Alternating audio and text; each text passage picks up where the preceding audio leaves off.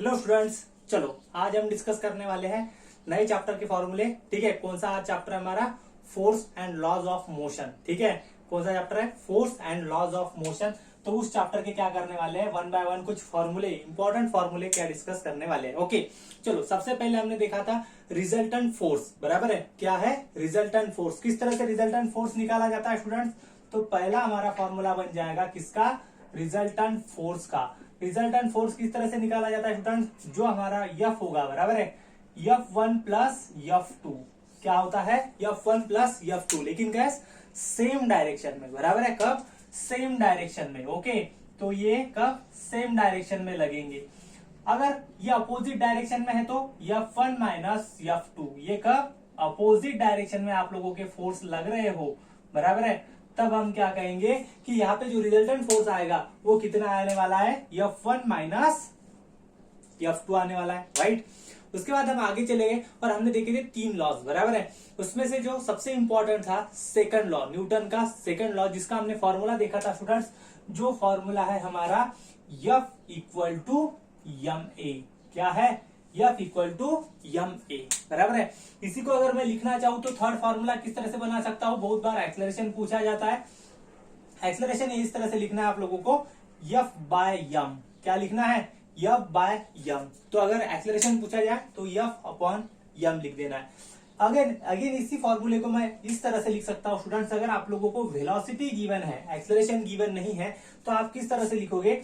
F equal to m into v minus u upon t. मतलब क्या? Final velocity minus initial velocity upon t. मतलब इस तरह से भी आप क्या कर सकते हो, यहाँ पे फोर्स निकाल सकते हो स्टूडेंट। बराबर है, तो ये हो गया हमारा सिंपल फॉर्मूला। ठीक है, उसके बाद फोर्थ फॉर्मूला जो है स्टूडेंट्स हमने देखा था मोमेंटम का। कौन सा? मोमेंटम का। और मोमेंटम जो होता है वो क्या होता है? मास इंटू वेलोसिटी। मोमेंटम को किससे दिखाया जाता है स्टूडेंट्स? यहाँ पे पी से। किससे? पी से। और क्या होता है formula? Mass into velocity, m into v. क्या होता है यहाँ पे? M into v. बराबर है, एम इंटू वी।